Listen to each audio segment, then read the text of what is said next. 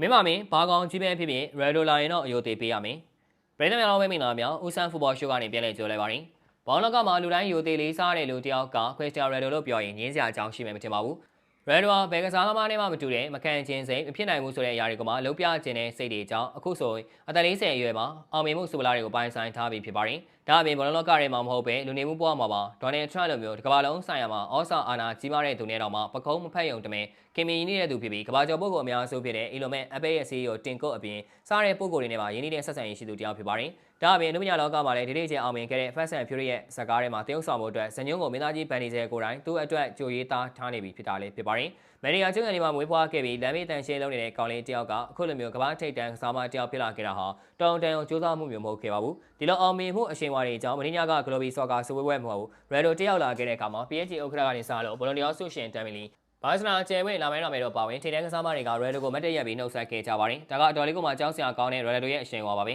။ဘောလုံးကမှလေးစားအနေနဲ့အခုလိုအယိုသေးပေးခံရတာက Redo တယောက်ပဲရှိမယ်ထင်ပါတယ်။သူ့ရဲ့အရှိန်အဝါဘယ်လောက်ထိကြီးမားနေလဲဆိုတာဒီမြင်ကွင်းကမိမောင်းထိုးပြနေတာလည်းပဲဖြစ်ပါတယ်။ Redo ဟာအဆိုပါစုပွဲမှာရှေ့လေပိုင်းဒေတာရဲ့အကောင်းဆုံးကစားမစုကိုစုကိုနိုင်ခဲ့ပါတယ်။ဒါကြောင့်24နာရီတွင် Redo အနေနဲ့ Sorry လေးရဲ့တပတ်တာအကောင်းဆုံးသွင်းကိုစုပြီးခဲ့တဲ့အန်အာခုနှစ်ပွဲစဉ်မှာအကောင်းဆုံးကစားမစုယခုရှေ့လေပိုင်းဒေတာရဲ့အကောင်းဆုံးကစားမစုစားတဲ့စု3ခုကိုရရှိခဲ့တာလည်းဖြစ်ပါတယ်။အားလုံးကိုကျေးဇူးတင်ပါတယ်